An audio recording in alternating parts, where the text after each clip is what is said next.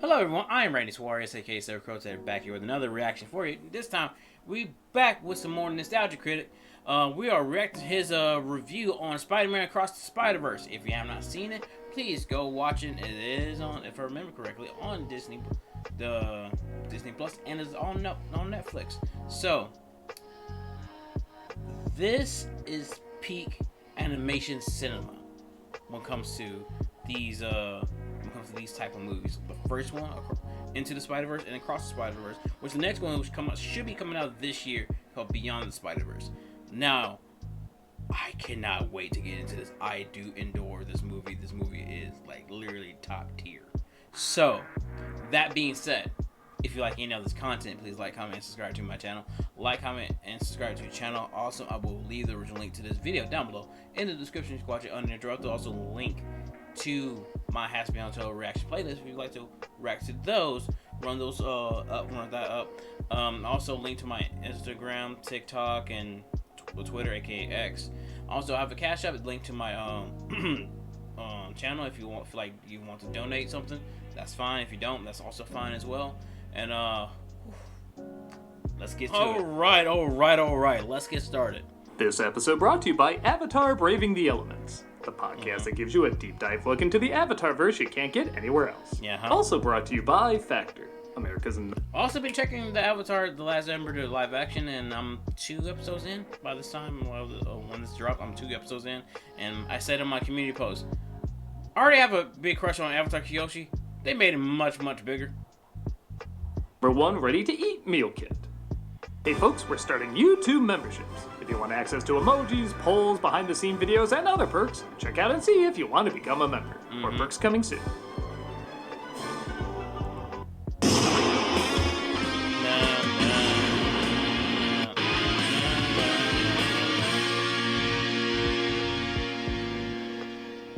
Hello, I'm the Nostalgia Critic guy. Remember? Oh, we've done it. Oh, and now. By reviewing this movie. You opened up a parallel dimension. I've used all of my powers to create this. Why? I think I'm good. What? Yeah, I'm reviewing Across the Spider-Verse, which is one of the most amazing films in years, and I really don't have time for the usual stuff. But we have like 20 lines here. Yes, this was gonna be the episode where I reveal I'm asked that guy. There's just way too much to talk about with this movie. I really should just get to it. Fine. But there will be dire consequences. Dire consequences. We'll be fine. We'll be fine. I'm just gonna reverse the footage of you coming in and Yeah, Across the Spider-Verse.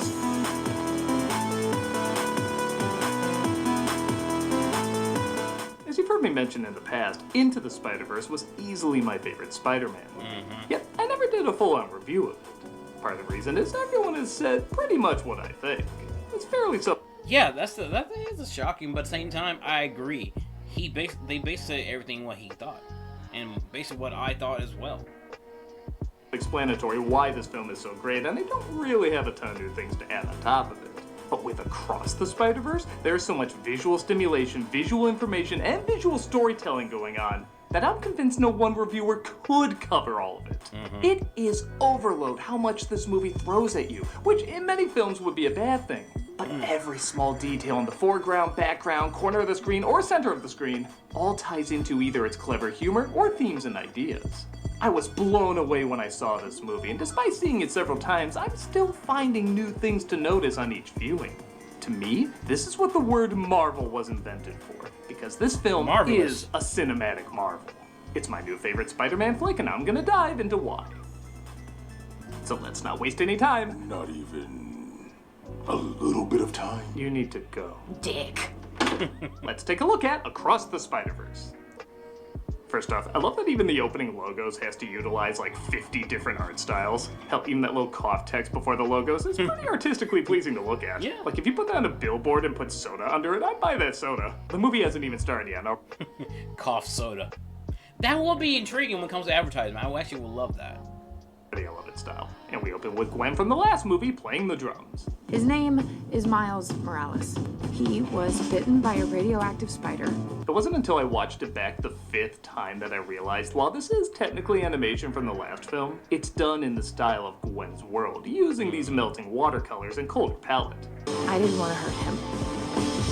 Also, I think we are still getting a Spider-Man noir for Amazon Prime. I cannot wait for that. I cannot wait. But I did. Even just the way it captures a person's mindset while making music. Thinking about the past, present, and future while the beat seems to create abstract but also distinct imagery is such a clever way to do both a recap and foreshadow of what's to come. And you're gonna hear me say this a lot, but pause the movie at random moments and just appreciate the layout. Yeah. A lot of this flies by in literally milliseconds, but because of that, you feel the effort and artistry snuck in on both the And here's the thing, I'm a guy who appreciate, apparently if y'all can see, good art. It doesn't have to be this, but it becomes visual like that. It's become visual pleasing, the best way I can put it. And it's something that when someone who's inspired to be an artist, it's something that they need to understand. You have to give a visual pleasing art in a way. Conscious level and subconscious level. I can't think of any other movie I can just randomly pause and be blown away by what I'm looking at.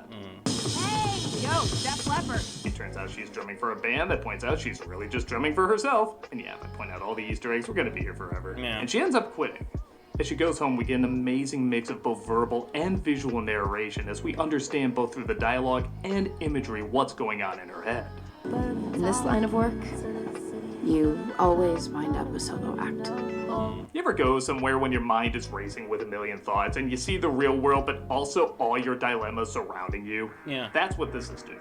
Spider-Woman, Miles, Peter, her dad, all these images flash in the background as time seems distorted, just fading from one location to the next. Some things are very clear, other things are very fuzzy.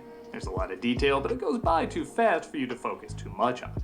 It's also a cool touch that this art style is also mimicking the Spider-Gwen art style from the comics. As you probably guessed, it looks spectacular. Yeah, I'm sorry I'm kind of low on jokes right now. I just still can't believe I live in a world where a movie this consistently amazing exists. No. What did you do? I just wanted to be special. Like you. This version of Peter, I don't even think has 5 lines, but I am torn apart watching him die in Gwen's arms, and we don't even see her face through it. Yeah.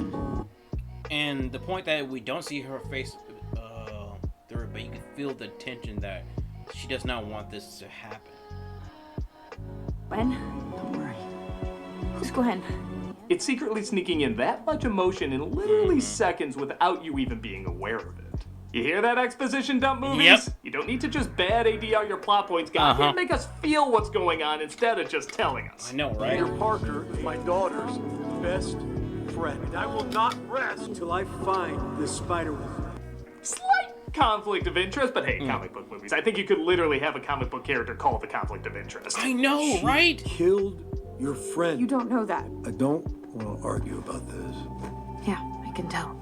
This movie is doing what Ang Lee's Hulk was trying to do, where it has the layout of a comic book to display the heightened placement of people's emotions. Like, why just have a close-up here when you can have a close-up and a wide shot seeing both their reactions? In fact, I kind of like the father... The thing is, I always say this, and this is going towards the whole thing with Avatar as well. It's a lot of things you can get away with and can do with a cartoon that you can't do in live action. And I explain this to some people, like, why can't they do that? Because it's not pleasing to do it in live action, and it is doing it in an animated, basically animated movie or animated cartoon, yada yada yada. It becomes difficult to do with both because you're trying to do this and that. But if you're trying to do one thing, you're gonna feel like it's too much in CGI. If you try to do one thing with let's say with a cartoon and put less into it, it feel like it's been rushed and not feel like the story is not really pushing to a different, to that perspective. But I digress on that one. is further away, like he's more behind in information, but then she goes back to hug him, like she's taking a step backwards from her world to be with him. See, that's the difference between this and Ang Lee's Hulk, because Ang Lee's Hulk is Ang Lee's Hulk. This has much more of an understanding about why certain visuals are emphasized in comic books. Ah, the reason this wasn't shown in the UAE. Take that, country, not seeing one of the greatest cinematic achievements in years. Feel free to block Citizen Kane if young Charles looks a little too much like a girl at any point. You won't be missing anything important. I am the vulture, the pinnacle of man's genius. Someone breaks into the Guggenheim Museum and it turns out it's a version of Vulture from a Renaissance art dimension. Where are you from, bud? I am an artist, an engineer. This is so detailed, there's even notes scribbled around in the same way Da Vinci would scribble notes on his work. Also, I gotta respect a film that thinks Jeff Koons is overrated. But other spider folks start coming through the portals with music that, I don't know about you, but I just cream my jeans whenever I hear.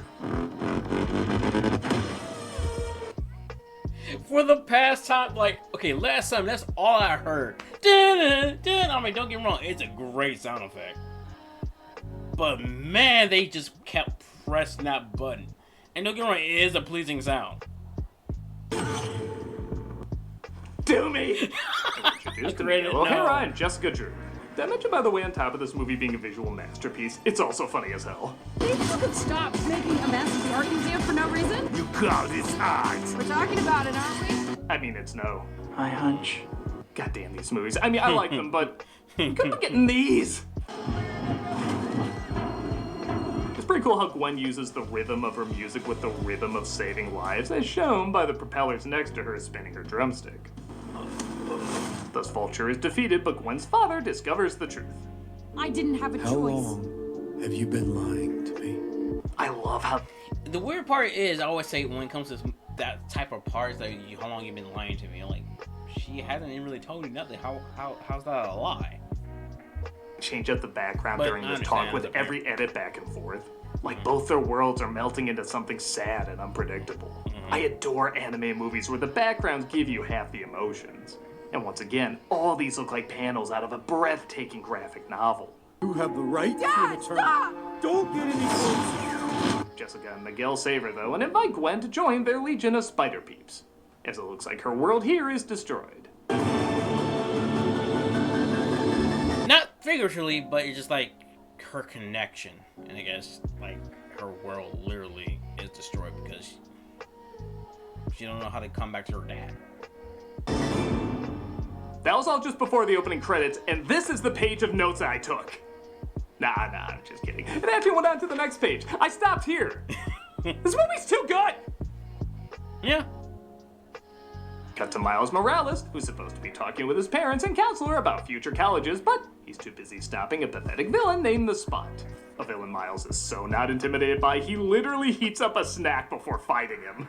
You understand this is the fight of our lives, right? Sorry, just a second. No, go ahead, take the call. As you may have guessed, the action in this movie is pretty amazing. And again, a big part of that is the animation style. As I mentioned in my Puss in Boots 2 review, the skipping of frames allows you to see more of a clear picture so you can take in more visual information. I got you right where I am. Ooh. On top of that, unlike a lot of CGI films, this movie has a real respect for the drawn line. Don't get me wrong, 3D animation is amazing, but 9 out of 10 times it's trying to look relatively real. Just some things about it are more exaggerated. Like, is this CGI or live action? Could be either, right? Yeah. With hand-drawn animation, you're taking the most important part of something, all the complex shapes of reality, and reducing it down to its simplest form, a line. Hell, even a line is basically just a dot stretched out. Yep. That's one of the reasons I don't mind rotoscoping so much when it comes to hand-drawn. How much of a human being in both form and movement can you capture with just a simple line and still recognize it as alive? That's amazing to me. When CG often tries to mix with line work though, it either just moves around one drawing like a puppet, or it just puts a solid line over a CG model. It doesn't usually feel live, isn't that artistically pleasing to look at, and just doesn't have the same effect as hand-drawn. The lines in this movie though, despite it being CG, do emphasize the most important parts of a character's form and movement. And on top of that, they also have beautiful shades. I always say when it comes to stuff like this, it's always good to find a good balance that it can draw out the animation, to draw it out, draw out the storytelling. If it comes, that's when me personally, I don't know, I'm mixing up my words. When it comes to stuff like this, give you an example. Hold on, I'm giving you an example. Okay. So, I got this. Yes, I know it's Catwoman. Shut up. I got this because one, I enjoy the art style. This comes to with again with Batman Arkham, and this style when it comes to the painting in general, splatter paint, even the original paint, the original art style. If y'all look it up for Arkham City, it's eye-boggling pleasing. And imagine a movie with that type of art style, or that video game, that type of art style. So yeah, put this back.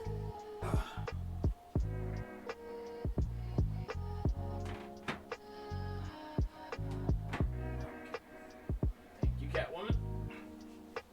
Anyway, back to it.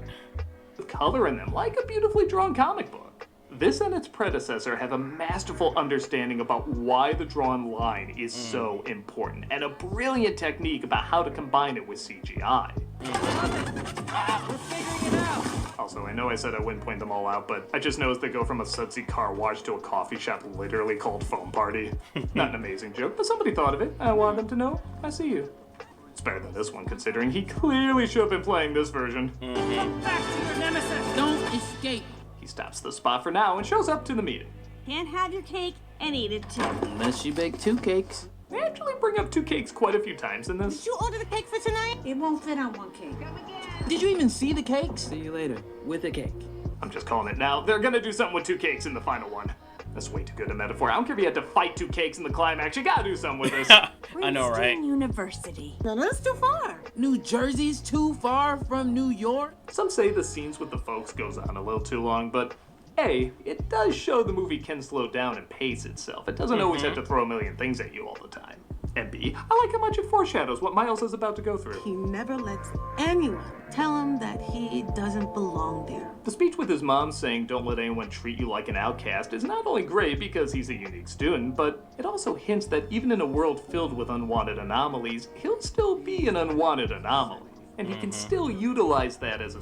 It's one of those things that I relate to the most when it came to this movie, because I also was put in that position of being unwanted, and it took a while for people to realize I should not be putting someone in this type of position in general, let alone if it's a family member. Strength, not as a weakness. Ow, that hurt my tailbone. Are you kidding me? The spot escapes though, and this time both him and his father try to stop him. You left in the middle of a fight. I did not. It was Are actually... you serious? It was inconsiderate and super rude. Again, slow these scenes down and see how amazingly put together they are. These are like Jackie Chan fights in animation. You just have to watch it closely to see both how creative and hilarious they are. He's barely a villain of the week. What'd you call me? Want to see the one edit I don't like in the movie? Come on, man. Everything. That reaction was so quick, it was actually kind of distracting. How many frames even was that? Even for this film, that's too few. Yeah. I'm not nitpicking this to point out how bad it is. I'm nitpicking this to point out how perfect the rest of the 99% of this movie is. That's the one bad edit I could find in the entire movie, and it's only a few frames. Even when I try to insult this movie, I end up complimenting it.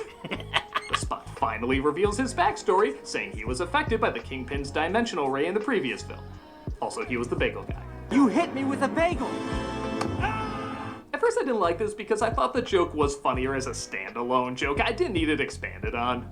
But 2 things changed my mind. One, he's all about making holes. I like the fact that the guy hit with the bagel is all about making holes. In fact, I'm kind of wondering if he has anything to do with this parallel dimension too. Second, this means he literally started out as a joke to everybody. The whole film he wants to be taken seriously, but everyone sees him as a villain of the week. And honestly, he should be. Who the hell wants to see this guy as the main villain? We'll get... Powering off. Hold on. Give me a second.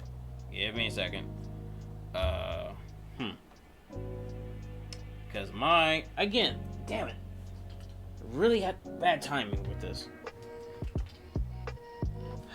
Great. That goes there.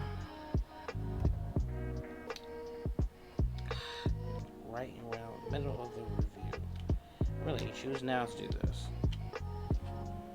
I apologize, everyone. Powering on. Give me a second. Alright. Now, 3, 2, 1, and... Paired. There we go. Maximum volume. Finding that doing so can also allow him to pretty much go anywhere, including different worlds. And we Maximum volume. mentioned the one edit in the movie I didn't think worked. Here's the one joke in the movie I didn't think worked. I am literally splitting the fabric of space and time. You're acting like weird stuff like this happens to you all the time. It's not even that long, but with this film's incredibly fast pacing, it feels like an eternity. Honestly, I'd be more down for... Hey, not sure how I got here. Has something to do with Spider-Man, I think. Intriguing. Yeah, that's something a normal person would say here. One of the universes is a Lego universe. Obviously a nod to the producer's earlier works. If you don't believe me, the person who animated it is actually a kid who did a Lego version of the Across the Spider-Verse trailer, and they liked it so much, they actually hired him to animate this scene. Well, Lord and Miller, here's me in a Spider-Man outfit. I glanced... Yes! I would love to see that in the next one. Spider Critic. We accept your invite to be in the next one. Gwen appears catching up with one of the only people she considers a friend, even though Miles clearly sees her as more of a friend. Missed you too. Hey, don't worry, kid. I was in the same boat, but I'm happy that she got her. So, yeah. That is until I saw you in this suit, and now I want nothing to do with you. Yeah. She tells him about the Spider-Verse that looks after all the other dimensions with spider people in it. But really she's looking to see if there's any leads on catching the Spot, as his abilities are allowing him to figure out how to jump to other dimensions. Maybe some things are supposed to be just for us. It's pretty hard to do a romantic Spider-Man scene as visually iconic as the upside-down kiss. But this one's pretty damn close. And again, it does have better lines than... I think I have a superhero stalker. Oh, remember they're good movies. Remember they're good movies. In every other universe, Gwen Stacy falls for Spider-Man. Yeah, we know. This, of course, plus complications. Hey! I see what you did there, Critic. Bro, whoa, that is uncalled for, but goddamn. And it doesn't help that the other arachnids aren't for it either. He can't be part of this. I'll never see him again. Goodbye, Miles. Whatever our Spider-Man spin-off may bring, we know it can always be worse. Oh, God.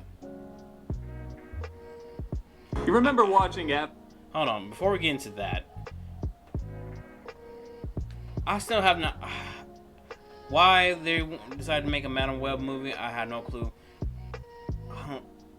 That was just weird. The whole thing was weird. Hold on, let me skip this. Yeah, because I'm not being advertised. Okay. And just like that. Alright. Miles follows Gwen into the portal and we're transported to a dimension where Spider-Man is Indian. Like the previous film, this movie is very good at getting us familiar with the other Spider-Mans and making us instantly like them. This is where the traffic is, this is where the traffic is, this is also where the traffic is, there's traffic here too, and this is where the British stole all of our stuff! Oh, so it's like LA, except they steal all the British stuff. Yep.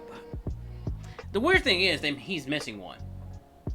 I don't know if y'all remember, I forgot what his name was called. There were like two guys, one was a werewolf, one's a girl's a ghost, one's a vampire. It was on Sci-Fi, but there was a British version of it too before the American version.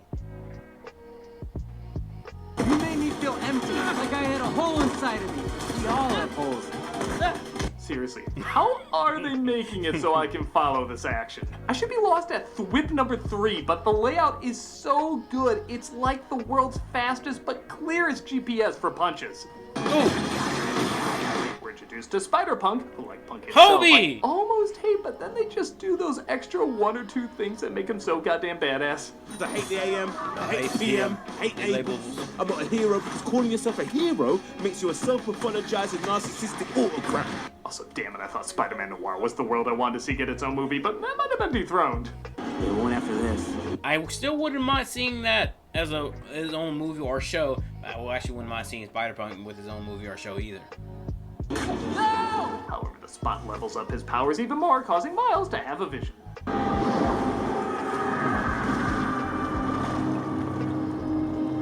Again, I know this is like the 5th time I've said this, but slow this shit down to see how much they're getting across without you even realizing it. It's like not only are there parallels for what's about to happen, but also showing the same way Miles should have been taken more seriously by his peers, Miles should have taken the spot more seriously too. And in fact, they are more connected than Miles originally thought. And the fact that both of them were affected by the same dimensional this will actually would have been a perfect time to introduce a Madam Web movie is during this type of thing going on. Actually, we'll look down for it if they didn't, because I looked up for the views on the Madam Web movie, the current one as right now, the live action one. Let's just say that's more of a issue than I never thought it would be, but it is what it is. I don't think is on accident. It's almost like that's what allows them to break the rules of traditional storytelling as well as they do. What was that? Our future.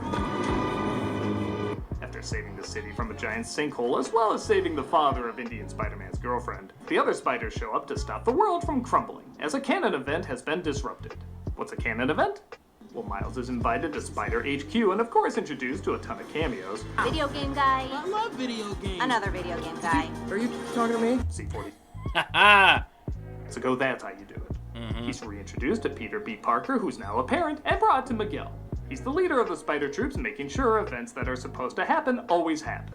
Like a person always getting bitten by a spider, showing up in a Spider-Verse movie, even when some should clearly be making 3 more seasons. And of course, I know, trust me, I get it, I know.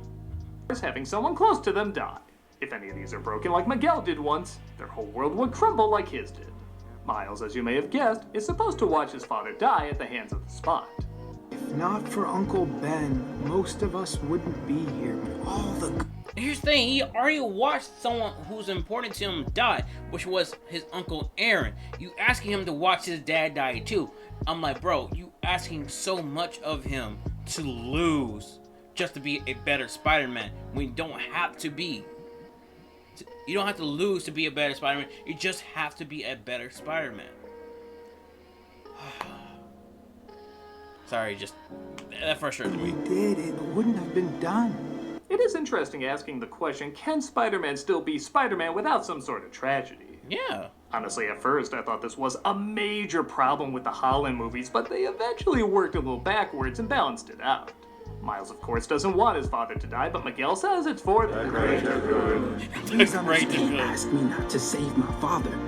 I'm not asking. It also doesn't help that apparently Miles is already a bit of a non-canon. It's the point that I actually love that part, because at the end of the day, even Hobie say you cannot just follow the system. You have to be your own. And who's racing? Sorry about that, everyone. So much disruption in this reaction. Come on. But anyway, I digress. That, as the spider that bit him is actually from another dimension called Earth 42. Hence why the number 42 popped up so much in the previous film. It was never supposed to fight you! You're the original anomaly! Nice touch. I really like this because it shows the battle between people who obsess over things that are canon and others who just want to ignore it. We've all seen fans who shoot down a cool idea because it's not canon, but we've also seen writers ignore the canon completely, missing the idea of what a character is all about. With so many different versions and interpretations of Spider-Man over the years, this really is one of the most perfect characters to execute this with. Miles! Miles escapes and we have a fight scene that's just as funny as it is creative.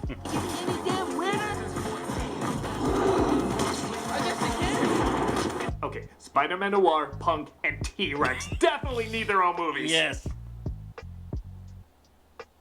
He escapes to the teleporter and convinces the person in charge to send him home, which is a little rushed, like he flirted with her a little bit and now she's a rebel? I don't know. And because Gwen pushes back and says Miguel might be wrong, he sends her back to her world as well. We are supposed to be the good guys. A staple said every day in Congress. Ooh. Sadly, but true. This forces Gwen to finally confront her father. Arrest me. I can't. Why not? Because I quit. When? About halfway through your big speech. The movie's already over 2 hours. This is a good way to speed things up. Yeah. Gwen realizes if she could alter her father's death, maybe Miles could alter his father's too. But Miles quickly realizes he's in the wrong dimension as his uncle is still alive, his father is dead, and there's another Miles who never got bitten and turned out to be the Prowler because of it. That's right, the machine sent him back to the world of Earth 42 because that's the DNA the spider that bit him left in his blood. Trust me, I know you don't want to be the Prowler. Okay, so I'm not gonna lie, I thought he punched Miles' brains all over the room. For real. Nice knowing you. He just punched above him though, and as the spider posse searches for Miles, Gwen builds a team from the previous movie, and the Spot vows to get his revenge by killing Miles' dad. An amazing cliffhanger leaving Miles helpless. Except I guess he's not. Okay, admittedly, this is a weird place to end it. Like, how will Batman get out of it? Probably the Batarang.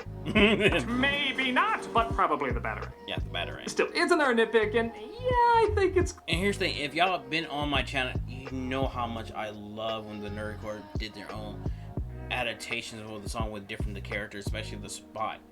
Like with DPS and Rustage. Like, that was unexpected.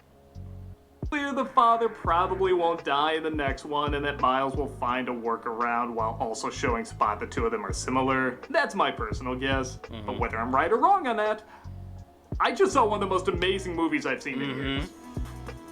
It's rare I use this term, but it is insultingly good.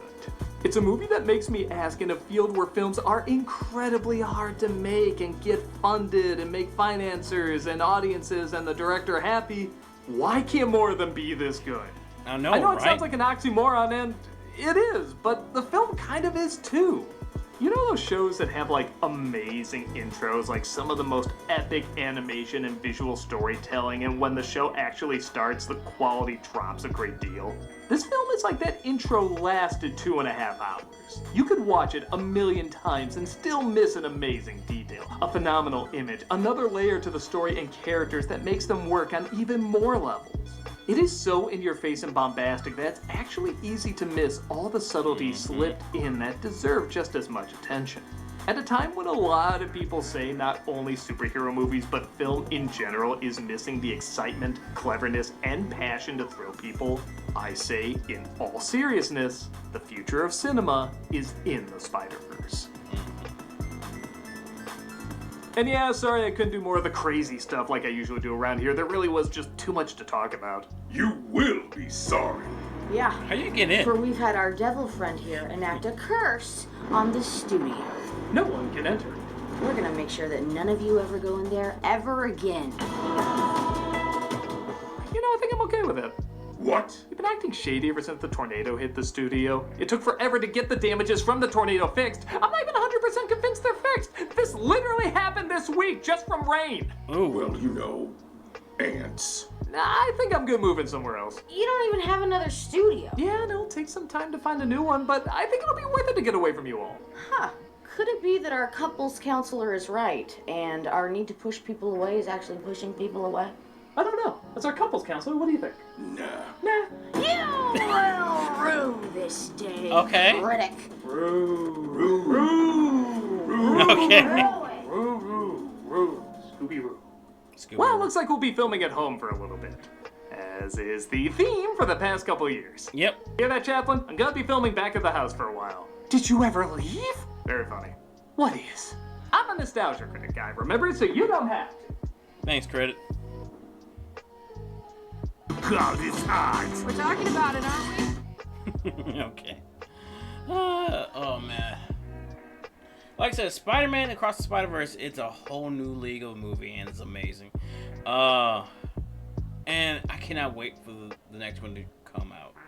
That being said, if you like any of this content, please like, comment, and subscribe to my channel. Like, comment, and subscribe to channel Awesome. I will leave the link to this video down below so you can watch it uninterrupted. Also, my link to my Hazbin Hotel reaction, so y'all can check out those reactions uninterrupted. And link to my Twitter, Instagram, and TikTok. And also, if you feel generous, you could donate $5 to $10 to my Cash App if you want to. There's a link to my channel, so just go to my channel, click the links, and yeah. Anyway, let me know your thoughts about Spider-Man Across the Spider-Verse, and are y'all anticipating for the next one, which is called Beyond the Spider-Verse. So, till next time, please take care of yourself. Stay hydrated, stay safe, stay warm, and peace out. Hold on. Little questions is everything to know.